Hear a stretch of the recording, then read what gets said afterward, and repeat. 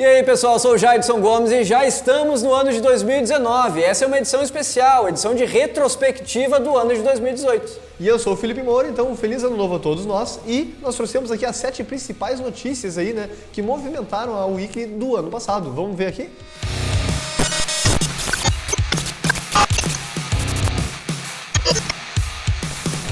E começamos aqui com uma notícia lá do início do ano de 2018, mais precisamente do dia 11 de janeiro de 2018, que é o anúncio, né, que foi o anúncio do novo e maior número primo.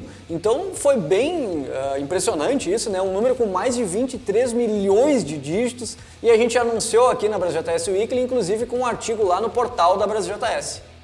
E mais uma grande novidade de 2018 é um novo número primo, né? O maior número primo conhecido, né? Que tem o nome, eu vou ter que colar aqui, é o M77232917, né? E esse é um apelido bem curto, né? Porque esse novo número primo ele tem mais de 23 milhões de dígitos.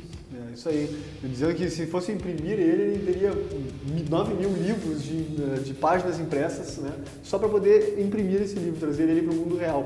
É um número exorbitante, gigantesco, mas ele é muito útil e em especial para quem trabalha com criptografia, né? Então para nós no dia a dia não é tão relevante, mas a matemática segue fazendo descobertas, seja com pi, seja com números primos, e eles acabam sendo úteis justamente nessa parte que a gente acaba não usando muito, mas na segurança acaba influenciando bastante. É isso aí. Fica o desafio, então, implementem o código JavaScript para provar se realmente esse número primo existe. Nós tivemos também uma notícia muito importante aqui que abalou o mundo todo aqui sobre segurança, que foi o dia 8 de março, quando aconteceu aquele grande ataque ao GitHub, e que nós vimos 1.3 terabytes de tráfego por segundo no site do GitHub. E essa semana o GitHub sofreu o maior ataque de DDoS da história da internet. Foi um ataque de 1.3 terabytes. Esse ataque depois foi redirecionado para o Bitbucket. A Akamai, que é a empresa que cuida da infraestrutura e da segurança do GitHub, informa que eles estão sempre preparados 3 vezes mais para o último ataque de DDoS maior da história, para casos como o do GitHub, para as empresas que eles cuidam, no caso, uma delas, o GitHub. E o ataque do DDoS de 1.3 tera foi muito mais 3 vezes maior do que o último que tinha ocorrido maior da história.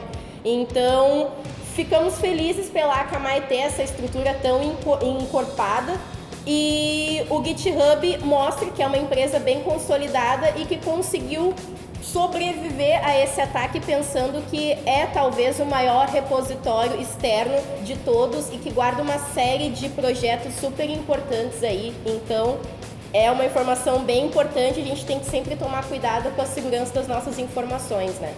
E o mais interessante é que a Atlassian sofreu esse ataque e a Atlassian caiu, né? Ficou um tempo fora do ar, os produtos ali da Atlassian, o Bitbucket foi um deles, mas o GitHub sobreviveu. Também. É o mais interessante desse caso.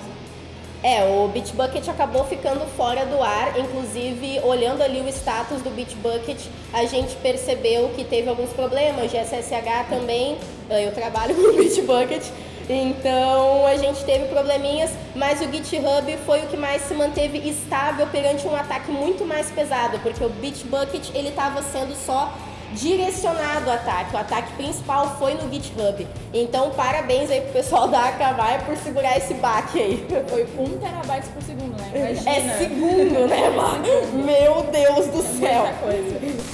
E no dia 30 de maio a gente teve uma notícia muito legal relacionada ao React, né? O React que teve bastante presente aqui, né, ao longo do ano de 2018, e nesse dia 30 de maio, então, o React completou 5 anos, então tinha um post ali falando sobre a história do React, né, e também pensamento sobre o futuro. E essa semana a gente tem alguém de aniversário, e a biblioteca React, que está fazendo 5 anos, né? O React está sempre presente aqui na BrasilJS Weekly, então parabéns aí ao React. E esse foi um ano bastante importante aqui para a BrasilJS. Foi o ano em que nós anunciamos a nova identidade visual. Foi no dia 7 de junho que nós anunciamos a nova marca e a nova identidade visual no portal, nas nossas redes sociais, em todos os meios em que nós vinculamos conteúdo para a comunidade. E a gente já começa a Weekly aqui com uma grande novidade, né? Que é o novo visual da BrasilJS. Depois de mais de 2 meses de trabalho em cima disso, né, nós estamos com toda uma nova assinatura visual, né? Vai desde o logo até o novo design no site, etc. E já pode conferir em todas as nossas redes sociais, o nosso portal, o site da Conf e dos eventos associados à Conf WJS.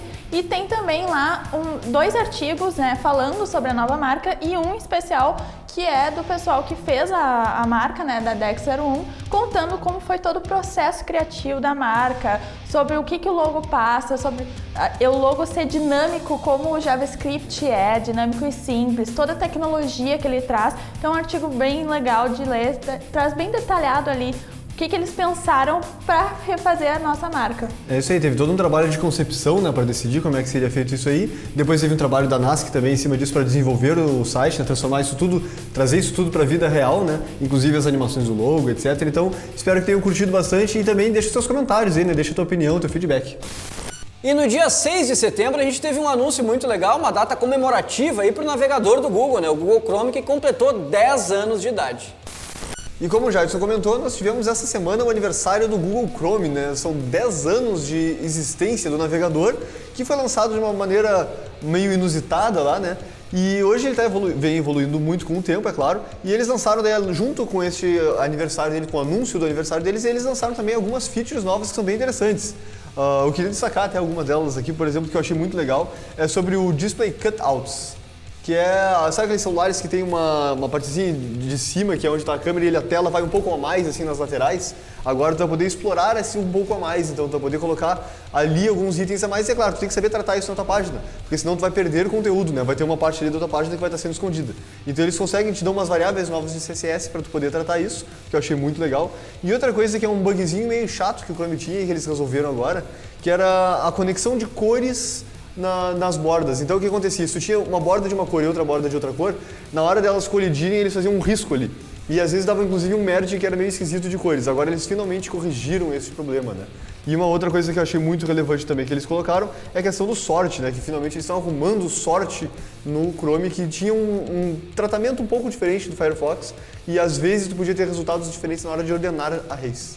É muito legal. Realmente o Chrome inovou, né, quando foi lançado e continua inovando até agora, né? Tem um post que a gente vai deixar linkado aqui também, que eu escrevi lá no meu blog pessoal, onde eu falo um pouco também sobre o histórico, né? E o que aconteceu nesses 10 anos que a gente também precisa analisar criticamente, né? Então sim, o Google Chrome trouxe muita inovação, né? Mudou bastante o mercado, mas se a gente analisar 10 anos atrás, a gente tinha um mercado muito parecido com o que a gente tem agora, se for pensar em market share de browser. Então uma coisa que a gente lutou por muitos anos para conseguir, que foi tirar a soberania de um browser só, no caso era o Internet Explorer naquela época, né? Agora a gente voltou exatamente, né? Voltamos ao passado, em 10 anos, claro, que é um outro contexto, né? O Google Chrome segue todos os padrões web, né? E enfim, tem várias inovações, mas a gente continua agora com aí, os dados são bem alarmantes, 70%, 80% se for pegar a América Latina, de uso de um navegador só. Então existem outras opções, tem Firefox, tem Brave, existem várias outras opções para o Edge da Microsoft, né? Mas o Chrome realmente dominou o mercado. E foi no dia 20 de setembro que nós tivemos aqui o anúncio do afastamento do Linus, o criador do Linux, da parte de desenvolvimento do kernel do Linux, né? Ele que se afastou para poder evoluir um pouquinho mais como pessoa, ele trabalhar um pouco mais nos soft skills dele, em como ele lida com a comunidade. E um mês depois ele já estava de volta e realmente apresentando muita melhoria. Como prometido, nós temos uma notícia muito relevante para discutir aqui no final, que é sobre o afastamento do Linus Torvalds do Linux, né? Ele saiu por opção, na verdade, deu uma afastadinha ali do trabalho que ele faz no Linux, para poder ter um tempo pessoal, para poder fazer uma evolução pessoal e profissional, né, gente? É, isso aí. Para quem acompanha o Linux, a gente até já comentou aqui várias vezes, né? Até algumas edições anteriores a gente falou sobre um novo release do Linux, que foi bem importante, né? Do kernel. E dessa vez, lá na lista de e-mail oficial do desenvolvimento do Linux, o Linus fez a tradicional, né, release lá de correção de bugs do kernel, mas também aproveitou para dar essa notícia aí inesperada, né, de que ele vai dar um tempo. Mas é importante ressaltar, isso é muito importante para a nossa comunidade, não só brasileira como mundial, que é prestar atenção nesse tipo de coisa que às vezes a gente vai deixando para depois, né, e foi o que o Linus fez. Então todo mundo sabe que o Linus, apesar de toda a sua genialidade, ele acaba tratando as pessoas que trabalham no projeto Linux de uma maneira meio grossa, assim, meio estúpida. E ele faz isso já tradicionalmente há muito tempo. né? E sim, existe uma vertente de pessoas que gostam disso, que exaltam isso, e existe uma vertente de pessoas que obviamente não gostam disso, ninguém gosta de ser tratado mal, né? Então, nesse e-mail lá, ele deixa bem claro que ele tem realmente problemas de empatia, né? E pelo menos agora ele parou, né? E ele vai então procurar, ele até comentou, né? Vai procurar realmente uma ajuda de um especialista, não sei se um psicólogo, um psiquiatra, alguma coisa assim, para ele tentar resolver esse problema, né? E tornar o ambiente de desenvolvimento Linux, que é um dos softwares mais importantes do mundo, um pouco mais agradável. E tem tudo a ver com comunidade e, de novo, que a gente já ressaltou aqui várias vezes, soft skills. E vale ressaltar também, um ponto interessante disso é que só teve um momento na história do desenvolvimento Linux, que já são 30 anos, se eu não me engano, em que o Linus se afastou.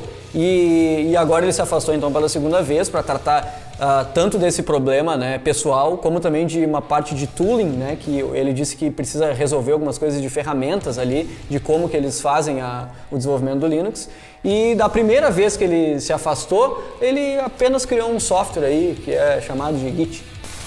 E no dia 1º do 11 a gente teve uma notícia aí das grandes de tecnologia, que foi a IBM que comprou a Red Hat por uma bagatela de 34 bilhões de dólares. E voltando também um pouquinho antes, né, no dia 7 de junho, a gente também não pode deixar de destacar que a Microsoft comprou o GitHub. E agora a gente vai falar então sobre a grande notícia da semana, né? A gente sempre gosta, todo mundo que trabalha na área de tecnologia, e quem não trabalha também, gosta de ficar observando esses grandes movimentos, principalmente dos grandes da tecnologia. Então essa semana rolou aí a compra, né, da Red Hat pela IBM. E a gente até estava dando uma olhada aqui sobre o histórico da IBM, né? A IBM é uma das maiores, se não a maior empresa de tecnologia do mundo. E é interessante que a IBM já passou por 2 séculos já, né? Porque ela foi fundada lá no ano 1800 e alguma coisa, né?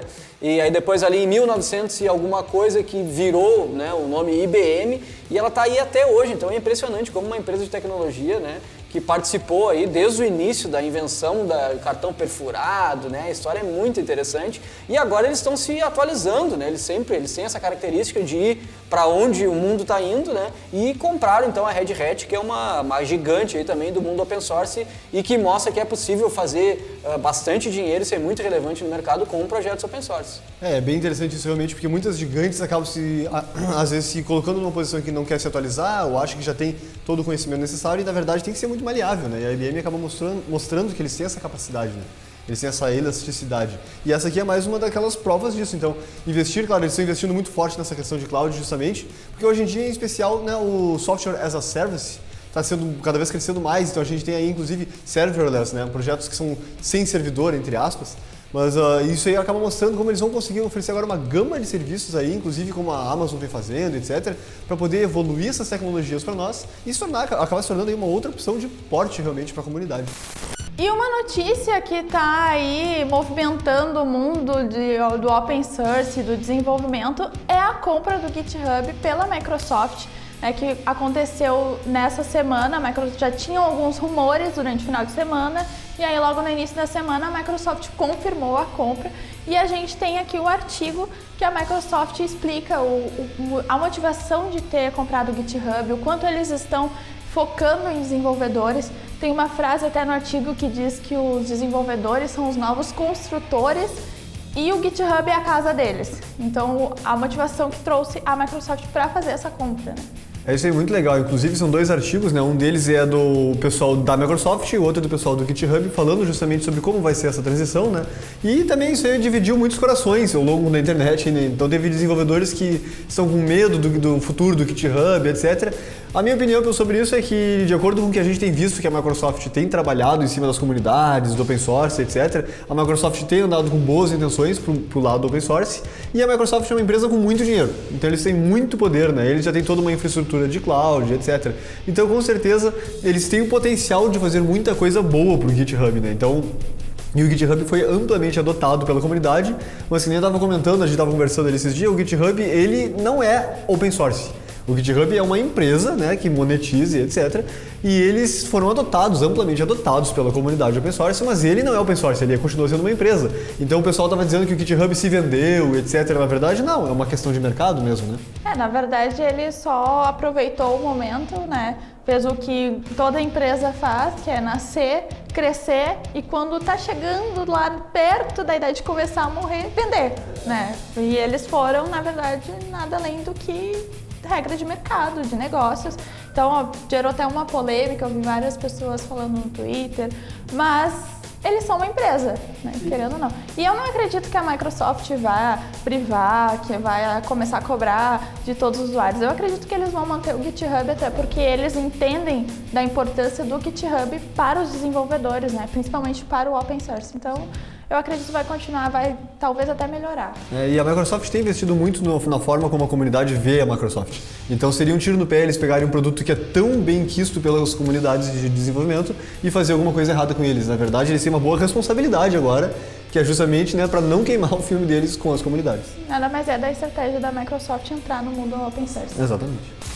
E então é isso, pessoal. Chegamos aqui ao final dessa retrospectiva do ano de 2018. É sempre importante a gente analisar o que aconteceu. Aqui no canal da BrasileirTS a gente traz sempre essas novidades, foram novidades muito interessantes. E já na próxima semana, então, no dia 10 de janeiro, a gente já volta aqui com conteúdo normal, conteúdo inédito.